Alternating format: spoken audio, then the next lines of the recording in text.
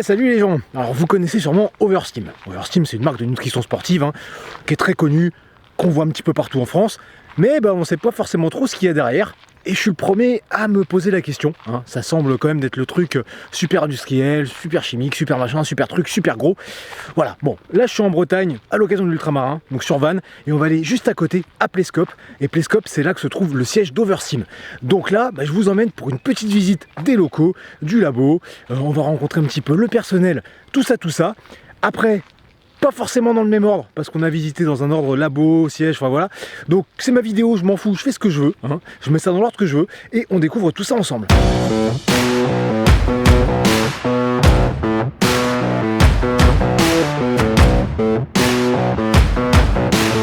Donc maintenant je suis avec Bruno. Bruno c'est le patron, c'est le dirigeant d'Oversteam. Et Bruno, je crois que tu vas pouvoir nous faire un petit peu l'historique de la marque.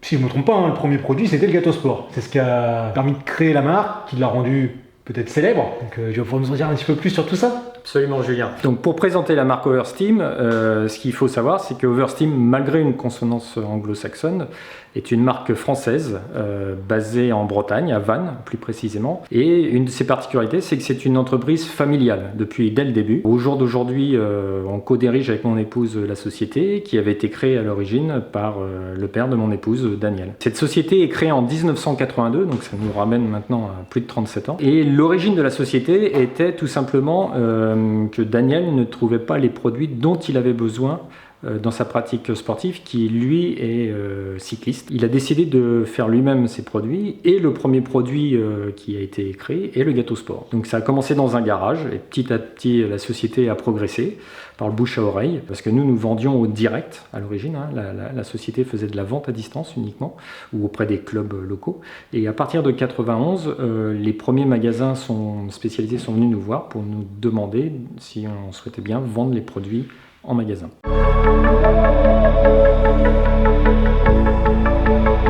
Alors aujourd'hui, en 2019, Oversteam est toujours une société familiale, ça n'a pas évolué, et la société a beaucoup grandi, parce que nous sommes maintenant une PME d'à peu près une quarantaine de personnes. La société qui à l'origine était très orientée dans le cyclisme a évolué aussi fin des années 90 avec la course à pied et puis d'autres sports d'endurance tels que le triathlon et certains sports individuels comme le tennis ou collectif. Donc aujourd'hui on a une gamme très large de produits qui vont des produits avant, pendant, après effort, et on a un développement très fort maintenant sur la partie bio depuis 2008, mais qui n'a cessé chez nous de progresser et de se développer, parce que c'est quelque chose qui nous tient aussi à cœur, à mon épouse et moi, sur cet aspect bio. Bon, donc comme nous disait Bruno, maintenant ils prennent une orientation aussi un petit peu bio. D'ailleurs, il y a Fabienne, il faut que je la retrouve, et voulait nous parler de ces nouveaux trucs bio.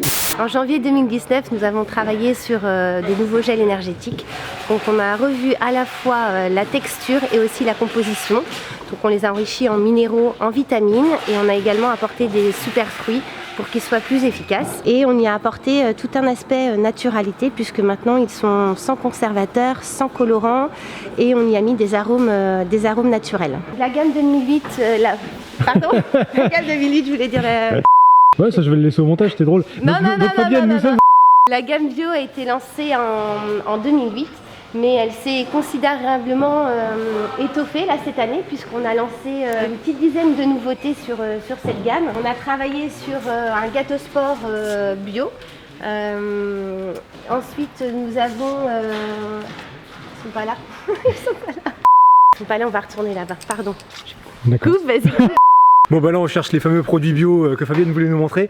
Pour le coup, je connais pas bien le dépôt. On a travaillé sur des nouvelles barres énergétiques qui sont à base de pâte de dattes et de super fruits. On a également lancé récemment un gel énergétique bio qui est à base de miel, de spiruline et de curcuma. Le Sport Déj bio qui est une collation à prendre avant l'effort, qui est à la fois donc bio, sans gluten et vegan.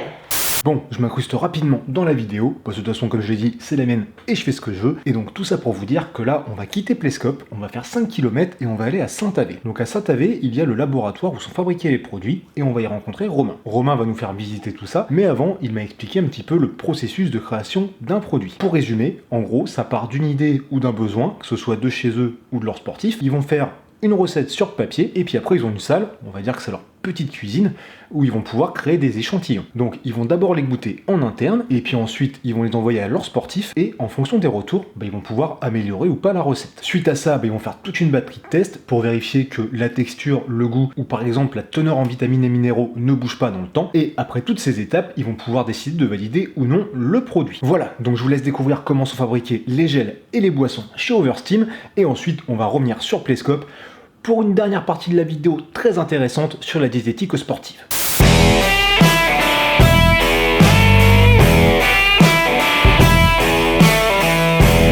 C'est pourquoi tout le monde me prend en photo là? C'est pour le chantage, un jour s'il y a besoin. C'est ça. Ici on a nos UVC de sirop de glucose.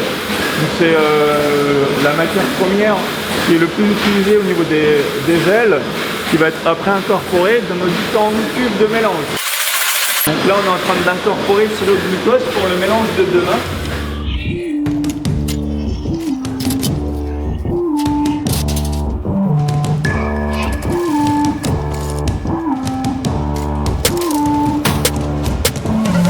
Donc là on vient de voir comment étaient fabriqués les gels. Alors si j'ai bien retenu, donc avant on fait le prémix ou le mix ou Voilà, un truc comme ça, avec le IR700, voilà, qui j'étais pas loin. De traçabilité. Donc qui a l'air vachement pratique, donc qui leur permet de tout bien mélanger comme il faut. Ensuite, donc il y a deux cuves, il y a une cuve avec la préparation pour le lendemain. Voilà, on commence à préparer le mélange qui va être fabriqué le lendemain, sachant que sur notre ligne gel, on fait un seul type de mélange par jour. Donc aujourd'hui, on faisait l'antioxydant en fruits rouges, demain on fera peut-être du coup de fouet citron. D'accord. Une seule référence par jour entre combien de tubes? Je me rappelle qu'il y a 12 000 tubes dans l'histoire. Voilà, au maximum, on est capable de faire 12 000 tubes par jour. Ce qui fait déjà quand même beaucoup de tubes. Voilà. Donc après, il y a la cuve de la production du jour.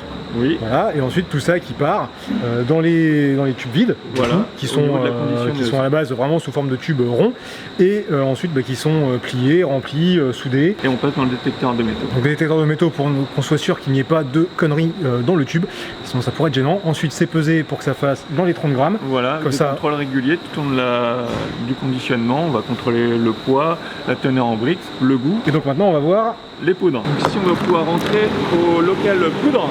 Ici, comparé au gel qu'on a pu voir tout à l'heure, on est capable de faire entre 3 et 4 mélanges par jour. L'autre différence, ça va être la fabrication du mélange. Ici, on a exclusivement que des poudres. Au niveau des gels, on avait parfois des poudres, des semi-liquides, du liquide. Donc il y avait vraiment un ordre de mise en œuvre à respecter, comme une recette de cuisine, avec des réglages de température, des temps de mélange et autres. Ici, aux poudres, on prépare toutes nos matières premières sur palette, on vérifie les quantités et ensuite on incorpore toutes nos matières premières dans le mélangeur qu'on peut voir au fond. Et c'est le mélangeur qui fait le mélange homogène de nos poudres. Là on peut voir notre trémie. On a un flexible transparent avec de la poudre blanche à l'intérieur. C'est notre système d'aspiration qui fait le lien entre le mélangeur qu'on a pu voir dans l'autre salle et notre unité de conditionnement. Là derrière moi c'est le barbecue au moucheron, comme ça s'il y a des trucs qui se baladent un petit peu dans les salles, ils vont cramer sur les lampes UV et hop ça évite que ça finisse dans les produits. Donc là c'est notre doseuse, donc ça va être sur cette machine qu'on va pouvoir doser la boîte, le seau, le pot au poids désiré.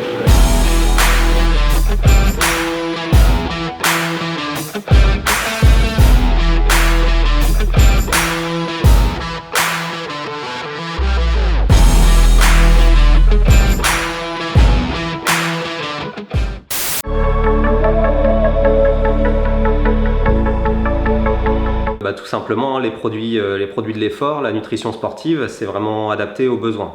Donc quand on court, on fait du vélo, on nage, on a une dépense calorique qui est assez élevée, c'est des sports d'endurance, donc voilà, en une heure d'entraînement, on peut dépenser entre 800 et 1200 calories. Forcément, si on prend que de l'eau plate, au bout d'un moment, voilà, ça va fonctionner pendant 1 heure, ça va fonctionner pendant 2 heures. Chez quelqu'un de très entraîné, voilà, ça peut fonctionner même pour un peu plus. Mais voilà, quand on fait du long, on a besoin d'apport en énergie, donc voilà, l'énergie c'est les glucides qui sont apportés principalement en cours d'effort. Et pour une bonne hydratation, on a aussi besoin de sels minéraux, donc de sodium, de potassium, magnésium. Et on a aussi besoin de vitamines et minéraux. Donc c'est vrai que l'avantage principal d'un produit de l'effort, c'est son côté pratique.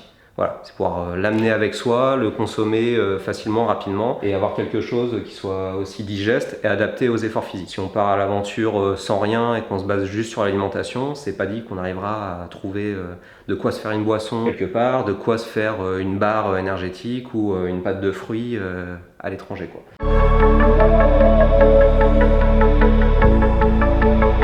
On différencie la gamme en 3 produits, donc les produits avant l'effort, pendant l'effort et après l'effort pour la récupération. Avant l'effort, ça va être surtout des boissons de recharge énergétique pour augmenter vos capacités en calories afin d'encaisser plus facilement l'effort de longue distance que vous allez pratiquer par la suite. Le principal avantage de ça, c'est que c'est très facilement digestible.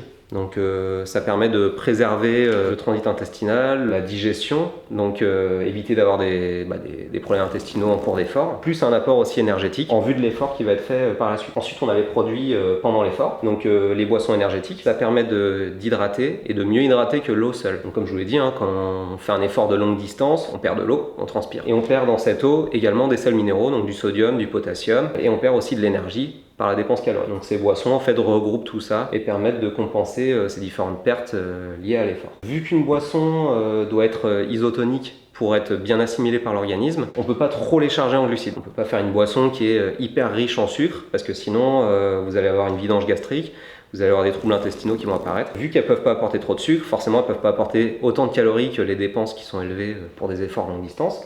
Donc on est obligé d'apporter une autre source d'énergie, donc soit sous forme de barres, soit sous forme de gel. Dans ces gels ou ces barres, on a également des vitamines, des minéraux qui sont essentiels puisque par exemple pour les vitamines du groupe B, les vitamines de l'effort, elles permettent un bon métabolisme des glucides en cours d'effort. Donc en fait ces vitamines-là vont aider à fabriquer de l'énergie et à bien utiliser cette énergie fabriquée. Bon, alors moi, tu vois, par exemple, je suis pas du tout gel et tout ça, je vais être plus barre.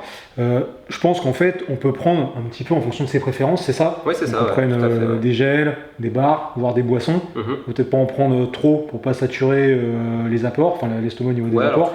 Mais le tout, c'est de prendre les quantités qui vont bien et envoyer des trucs qui font plaisir. Ça, au même moment, au bon moment, je veux dire. Et après, il y a la différence entre une personne qui va faire du court, du long aussi. Sur le long, on a au bout d'un moment besoin, t'es le mieux placé pour en parler, besoin d'un sentiment de satiété, je pense. Ouais. Donc forcément en croquant quelque chose, une barre par exemple, tu vas mâcher, tu vas envoyer un message au niveau de ton cerveau, le corps va savoir qu'il a eu à manger, il va être rassasié, quoi. Un gel, on le prend, on le boit en 2-3 gorgées.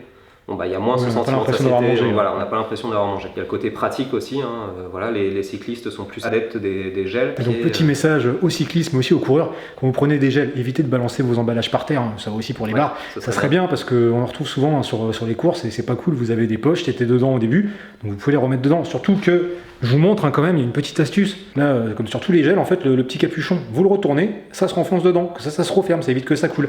Et la plupart des gels du marché, donc vous pouvez les fermer. Tout à fait, ouais.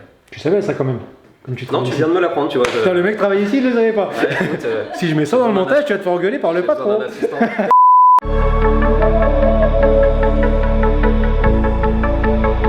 Donc en fait, la boisson de récupération, c'est une boisson qui est composée, comme tu l'as dit, à 35% de protéines. On a aussi des glucides dedans et des BCAA. Voilà. On a aussi d'autres acides aminés comme la glutamine. Donc c'est une boisson qui permet en fait de récupérer après un effort. Donc quand on court, on fait un effort physique intense, on a une dégradation musculaire qui se fait, donc, ce qui s'appelle le catabolisme musculaire.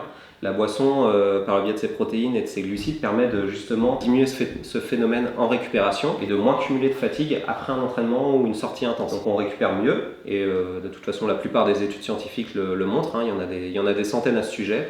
Donc une protéine de lactosérum comme ça, avec des glucides, plus des BCA, c'est la meilleure solution après un effort.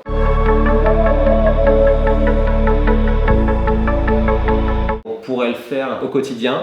Mais pour en revenir à ce qu'on disait au tout début, le côté pratique du produit, c'est d'avoir une poudre à mélanger avec de l'eau. Pour le faire chez soi, il faudrait dès sa sortie prendre, je dis une bêtise, 2-3 œufs avec des apports en sucre, en minéraux. Faire des crêpes quoi. Plus une boisson à côté avec un grand verre de lait, Donc forcément c'est plus contraignant, plus compliqué à faire. D'autant plus que sur ce genre de produit, il n'y a jamais eu de contre-indication ou d'études qui a prouvé qu'il y avait de mauvais effets par rapport à ça. Donc en fait, c'est que du positif par rapport à ce type de produit. Bon, petit truc intéressant, donc là Manu nous disait sur la boisson de récupération, en fait donc lui il est là depuis 1 an, ça c'est un petit peu plus ou moins son bébé, parce que le gars il fait, même si ça se voit pas s'il est tout sec là comme ça, il fait de la muscu, du crossfit, enfin tous les trucs où ils aiment bien les protéines, et donc il était vraiment à même d'améliorer cette boisson. Apparemment il y avait 2 versions, une simple et une élite, il n'y a plus qu'une élite, mais cette fois avec visiblement tout ce qu'il faut dedans.